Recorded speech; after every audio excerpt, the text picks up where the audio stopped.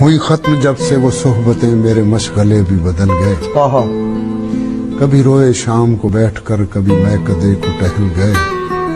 तेरा हाथ हाथ से छुट गया तो लकीरें हाथ की मिट गई। जो लिखा हुआ था वो मिट गया, जो नसीब थे वो सबसे बेजार हो गया हूं मैं, ज़हनी बीमार हो गया हूं मैं। कोई अच्छी खबर नहीं मुझ में, यानी अखबार हो गया हूं। तुझे तरस क्यों नहीं आता मेरे साथ ये बेरुखी करते हुए? तेरा गिला खुदा से कैसे करूं, तुझे मांगा भी तो उसी से।